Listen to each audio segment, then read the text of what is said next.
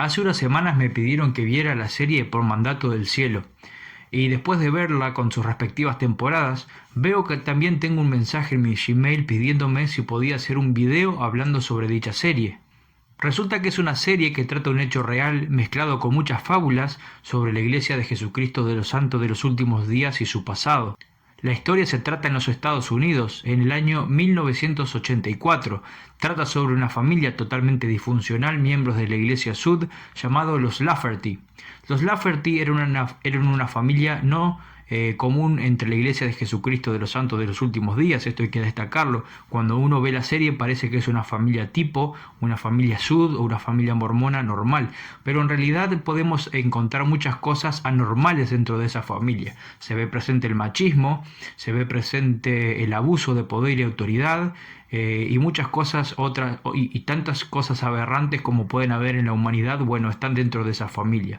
Es una familia que comienza a entender las escrituras e interpretarlas a su manera, y comienzan los hermanos Lafferty a formar una secta, una religión aparte, e incluso son excomulgados de la Iglesia de Jesucristo de los Santos de los Últimos Días. Ellos entonces comienzan a elegir sus líderes y a elegir qué cosas de las escrituras, tanto de la Biblia como del libro de Mormón, les sirve para poder establecer su religión o su secta. El machismo está presente en toda la película, en toda la serie, como si fuera algo habitual y normal dentro de la Iglesia Sud. Incluso uno de los personajes, que es un detective, es un joven miembro de la Iglesia de Jesucristo totalmente activo, ex misionero, quien también tiene una especie de machismo inculcado. Lo que me llama la atención en la serie es que tratan al sacerdote como si fuera el titular del sacerdocio, aquella persona que está apta para pensar y tomar decisiones en la familia y que nadie más puede hacerlo. Incluso esta persona, como dije anteriormente, activo en la iglesia, toma esas decisiones. Cuando su esposa quiere opinar algo, él le dice: yo soy el titular del sacerdocio, por lo tanto se dice y se hace lo que yo digo. Algo que no se aplica para nada dentro de las familias de la iglesia. Podemos buscar, los invito a hacerlo, La familia, una proclamación para el mundo, que puedes encontrarlo en internet, que es lo que la iglesia y los líderes escribieron de lo que nosotros pensamos sobre las familias, y está muy claro que la base es el amor, el respeto, y poder llevar un hogar juntos. Tanto el hombre como la mujer son muy importantes y ninguno es más que otro.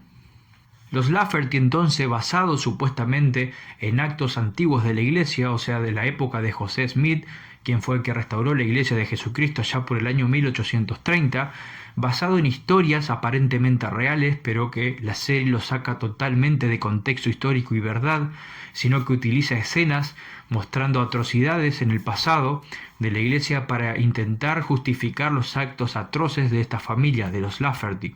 Los Lafferty entonces quieren volver a tener matrimonio plural, que sabemos que la iglesia de Jesucristo lo practicó en el pasado, y sin embargo en esta serie no se explica por qué. Hay cosas que tenemos que tener en cuenta. La serie cuenta y dice que José Smith tenía 30 esposas, por ejemplo, y lo dice por así, como diciendo: tuvo 30 esposas y no hay más nada que contar. Entonces nosotros debemos entender qué era lo que pasaba realmente. Nosotros no podemos juzgar la época anterior, la década de 1830, 40 y 50, con nuestros ojos actuales. Es una época totalmente diferente, casi un mundo totalmente distinto. En esa época no pasaba nada, no había una ley en contra de la poligamia todavía. Las personas que querían podían casarse con una, dos o tres mujeres sin ningún problema, hasta que comenzaron a formularse las leyes correspondientes que limitaban la poligamia. Otra cosa también que se acusa mucho es que los miembros de la iglesia se casaban con menores de edad, con mujeres de 14 y 15 años. Eso era totalmente normal en esa época, en 1830, 40, 50, incluso quizá en 1900. Las personas, hombres de 30 y 40 años, se casaban con mujeres, o hoy conocidas, se les puede decir, niñas de 14, 15 y 16 años. Era algo que acontecía, algo que no estaba mal visto, e incluso se casaban entre parientes muchas veces. Hoy en día es algo que está mal, incluso es algo ilegal casarse con una persona de esa edad, está totalmente mal, pero en esa época no era algo que estaba mal y era algo que era prácticamente normal. Entonces no podemos condenar los hechos de las personas del pasado, como dije anteriormente, con nuestra forma de ver al mundo hoy en día. Es algo totalmente descabellado querer inculcar el pensamiento de que personas que hacían esas cosas eran malas, porque esas personas, para ellos estaba bien lo que hacían y era algo totalmente lícito. Algo que quiero destacar del matrimonio plural que se menciona, por ejemplo, hay dos cosas que tenemos que tener en cuenta. Cuando dice que José Smith se casó con 30 mujeres, por ejemplo, no explica por qué, entonces da a entender cualquier cosa. En la época de José Smith, la iglesia estaba organizándose, no estaba todavía definida como lo es hoy en día. Hay muchas cosas que ellos estaban intentando seguir e intentando corregir y hubo muchos cambios. Entre una de las cosas que pasaba era que muchas mujeres, muchas hermanas de la época, quienes ya estaban casadas con sus maridos no querían seguir a Dios, entonces estas mujeres, entendiendo que después de esta vida no iban a estar con esas personas por no seguir a Dios, se casaban por la eternidad con el profeta o con otras personas. Pero eso no significa que el casamiento era para ahora, para esta vida. No significa que eran sus esposas reales, no significa que vivían y que tenían relaciones con ellas, sino que era un matrimonio para después de esta vida, para después, cuando mueran, resuciten, etc. No era algo que se aplicaba en la tierra. Pero obviamente al ver registros de un hombre con varias mujeres en los templos, pensaban que era algo que definitivamente se hacía hoy. Otra cosa también, la mujer en esa época no tenía la posibilidad de salir a trabajar, de crecer, de estudiar, de hacer muchas cosas que hoy sí puede. Entonces cuando una mujer enviudaba, necesitaba de un marido. Y siendo los miembros de la iglesia tan pocas personas, poco más que miles en esa época, necesitaban cuidarse entre ellos, ya que no tenían protección de ningún lado. En la serie también muestra, y hay muchas otras series que muestran la persecución atroz que los miembros de la iglesia pasaron por parte del gobierno de los Estados Unidos, incluso por muchas cosas como por ejemplo estar en contra de la esclavitud. También hablando de esto muestra como que los miembros de la iglesia andaban armados y atacaban personas y se defendían y mataban. Ahora yo te hago una pregunta. Cuando tenés un problema con algún ladrón, con alguna persona que te quiera hacer mal, ¿qué es lo que haces? Vas y llamas a la policía. Ahora imagínate una situación en donde no haya policía, en donde no tengas apoyo de ningún lado. ¿Qué es lo que podés hacer si alguien quiere saquear tu casa, si alguien quiere golpear, hacerle mal a tu esposa, a tus hijos o matarte? Vas a defenderte, vas a comprar un arma y vas a defenderte a vos mismo. O vas a armar un grupo de vecinos para protegerte también. Era lo que los miembros de la iglesia hacían. No eran asesinos, no eran malas personas, simplemente estaban tratando de defender lo que nadie defendía. Bueno, como mencioné anteriormente, los Lafferty habían formado esta secta en la cual habían elegido su propio profeta, sus propios líderes, y lo que hacían era tratar de, ellos decían, expiar o limpiar de impurezas a aquellas personas que no querían o que no estaban de acuerdo con ellos, mejor dicho, y cómo lo hacían quitándoles la vida. Estos se basaban en algunas cosas del libro de Mormón y obviamente también de la Biblia. Por ejemplo, hay una escritura en el libro de Mormón en 1 Nefi 4 del 10 al 11, donde cuenta que había un hombre malo en Jerusalén llamado Labán que le había robado a una familia sus pertenencias. Entre esas pertenencias estaban unas placas de oro y de bronce que tenían el Pentateuco, o sea, los 5 libros de Moisés. También tenía la genealogía de esta familia, algo que era muy importante, ya que esta familia iba a salir de Jerusalén en la época en que Nabucodonosor iba a sitiar y destruir Jerusalén. Ellos querían irse para rehacer su vida. Para eso necesitaban todas sus pertenencias, incluso estas cosas. Cuando Nefi, un joven de esa familia, intenta negociar con este hombre Labán, este hombre le roba, no solo le roba lo poco que tiene, sino que manda a matarlo, por lo cual tiene que escapar. Cuando él vuelve, lo hace en la noche para que nadie pueda notarlo, ni Labán intenta apoderarse de lo que era suyo, o sea, ni siquiera es robarle porque ya había sido robado. Lo que iba a hacer, iba a tomar lo que le pertenecía, o sea, sus pertenencias. Pero se encuentra con que Labán estaba borracho en el piso, totalmente inconsciente. Entonces Nefi cuenta en el capítulo 4 de 1 Nefi del 10 al 11 que el Espíritu Santo le dice que lo mate. Nefi dice, pero ¿cómo voy a matarlo? Yo jamás he derramado sangre humana y no quiero hacerlo. El Dios le dice, mátalo, porque Dios lo ha puesto en tus manos. Y lo que dice es lo siguiente, dice, porque es mejor que muera un hombre malo a que una nación perezca y degenere en la incredulidad. Más o menos dice eso. ¿Qué quiere decir esto? Que era mejor que ese hombre que iba a trancar el progreso de toda una civilización, o sea, de toda la descendencia de esta familia, por simplemente antojos. Era mejor que ese hombre saliera del camino y que pudieran a su vez estas personas tener el conocimiento de Dios y tener su genealogía y sus pertenencias y salvarse en otro país a donde ellos iban a irse. Bueno, también podemos encontrar cosas así en el libro de Éxodo, ¿no? Éxodo 32, del 26 al 27, cuando Moisés baja del monte Sinaí y ve que el pueblo se había corrompido, estaban haciendo cualquier cosa. Incluso Moisés manda a matar a esas personas, ¿no? Está ahí eso registrado en Éxodo, Éxodo 32, del 26 al 27. No sabemos si estas cosas son literales en cuanto a Éxodo, digo, ¿no? Ya que lo del libro de Mormón tiene otra justificación, no es un asesinato a personas inocentes, sino que es para defenderse, es para defender sus tierras y lo que le pertenecía. Sin embargo, aquí Moisés manda a matar porque simplemente tienen otras ideas y otras creencias. No sabemos si estos son errores de traducción, porque la Biblia tiene muchos, no sabemos si es una mezcla con otras tradiciones, pero está registrado en la Biblia. Entonces muestra que los Lafferty lo que hacen es tomar estas cosas, quitarlas de contexto y armar su secta. También podemos ver cosas así en Números 31, cuando el pueblo de Israel mata mujeres, hombres y niños para quedarse con la tierra de Canaán. También hablan de la expiación por sangre, como dije anteriormente, justificando todos estos hechos, que se encuentra en Génesis 9:6, que es cuando Noé y su familia descienden del arca. Dios, entre el convenio que renueva, le dice que la sangre del hombre no debe ser derramada por el hombre, porque sino por el hombre su sangre será derramada, algo más o menos así, queriendo decir que aquel que cometa homicidio tiene que ser asesinado. Vuelvo a repetir, no sabemos si son errores de traducción, si son malos entendidos o errores de transcripción que hubo en la Biblia, pero está ahí. Lo que sí tenemos que tener en cuenta es que la iglesia de Jesucristo se basa en Él, en Jesucristo, y Jesucristo enseñó a no matar. Cuando hubo una mujer que iba a ser apedreada por aquellas personas que estaban ahí, porque aparentemente la mujer había cometido adulterio, Jesús le dice, esto podemos leer en el Nuevo Testamento, Jesús les dice: quien esté libre de pecado, arroje la primera piedra.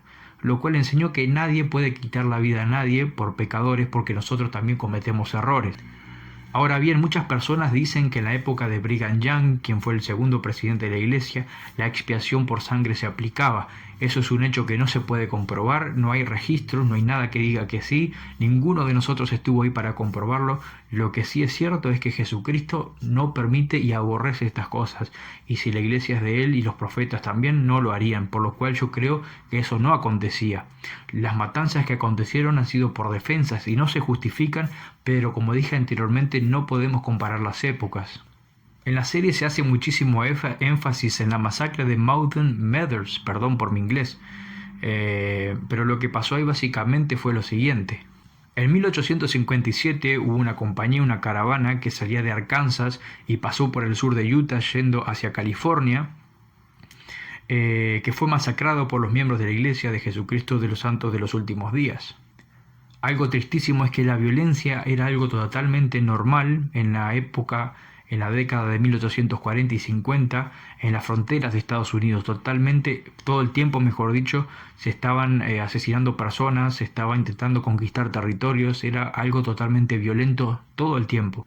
En las décadas de 1830 y 1840 la iglesia también sufrió mucha persecución, como dije anteriormente. Habían pasado por la muerte de José Smith y de Hyrum.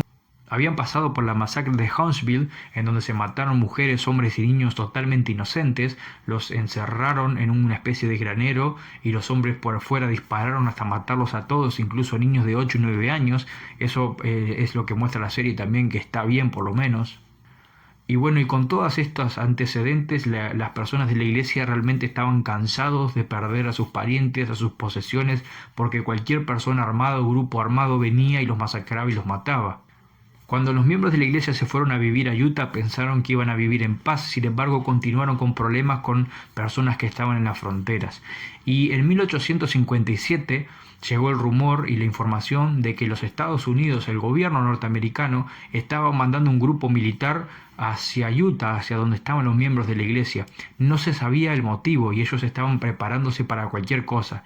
E incluso se dice que se promulgaban discursos de guerras entre los miembros de la iglesia para prepararse para un ataque. Fue en todo este contexto, en toda esta situación, que este grupo de Arkansas, que era totalmente inocente, pasó por ahí y muchos de los miembros de la iglesia se aliaron con los Pauiques para poder atacarlos y defenderse. No estoy justificando la masacre, fue una masacre y estuvo muy mal. De hecho, la iglesia lo ha reconocido desde aquella época. Pero en ese entonces estas personas no sabían las intenciones de este grupo de personas que pasaba por ahí, los cuales después de la masacre se dieron cuenta que eran totalmente inocentes. Algo muy extraño en la película es que, bueno, hablé de este policía, de este detective miembro de la iglesia, quien no tenía las cosas muy en clara. Él empieza a entender la historia de la iglesia a partir de lo que los Lafferty le cuentan, porque este detective, miembro de la iglesia, activo por cierto en ella, está investigando el caso, ¿no? de que uno de los Lafferty habían matado a una mujer. Entonces este detective está investigando todo y mientras interrogaba aparentemente se iba enterando de cosas que no conocía sobre el pasado de la iglesia. Y me llama mucho la atención que su compañero, otro detective de este, era de los Pauites, también descendiente de los Pauites. Y él cuenta la historia también de que en realidad los Pauites no participaron en la masacre, sino que fueron solamente los mormones. Es algo muy gracioso que la serie te lo tira como dato fundamental, totalmente fuera de contexto y sin ningún fundamento. Este miembro de la iglesia se muestra muy flojo, de hecho no conoce su historia, no conoce la historia de la iglesia, comienza a pensar que los miembros de la iglesia antiguos habían sido basados todas sus doctrinas en la maldad y en la mentira. Eso pasa por no conocer la historia de la iglesia. Cuando viene cualquier persona te dice cualquier cosa y la crees. Él no pide fundamentos, no pide hechos, sin embargo así lo cree, ¿no? Y es lo que la serie nos quiere mostrar. Yo creo que esta serie lo que busca es usar a la Iglesia de Jesucristo de los Santos de los Últimos Días como chivo expiatorio para hablar mal de todas las religiones en general, porque lo que da a entender el mensaje es que las sectas religiosas, las iglesias, las religiones, sobre todo judeocristianas, son las responsables de muchas atrocidades a lo largo de la historia. Y bueno, no es de extrañarse que quien fue el guionista de esta serie, o sea, quien recopiló las cosas y las ordenó para que así parezcan, ha sido un guionista llamado Dustin Lance Black, disculpen mi inglés, pero resulta que esta persona es activista LGBT. Y como sabemos, los activistas LGBT están en contra de todos los credos cristianos. Incluso la iglesia ha tenido muchos problemas por no aceptar el matrimonio entre LGBT o del mismo sexo, ya que la iglesia apoya y protege a la familia tradicional. No hay nada en contra de lo que las personas quieran hacer con su vida ni su orientación. Todos son invitados a venir a Cristo, pero el matrimonio sigue siendo firme entre el hombre y la mujer para la iglesia Sud, y es por eso que está en la boca de todas estas personas. Entonces lo que yo creo es que es una serie muy buena armada en cuanto a lo audiovisual. Es una serie totalmente nueva de este año, del 2022, pero busca desacreditar y enterrar y ensuciar a muchas cosas importantes de la Iglesia de Jesucristo de los Santos de los Últimos Días. Yo conozco su historia, la he leído muchas veces de todo tipo de fuentes, incluso he visto esta serie también, y conozco lo que ha pasado en esa época de las fuentes originales. Incluso conozco personas que son descendientes de aquellos pioneros que pasaron por muchas injurias y problemas, y no me parece bueno ni me parece bien que se haga una serie contando solo una parte de las cosas. Esto es lo que quería compartir con ustedes y espero que les guste este video. Si así fue, que lo puedan compartir, le den me gusta y te invito a dejar comentarios. Desde ya, muchas gracias.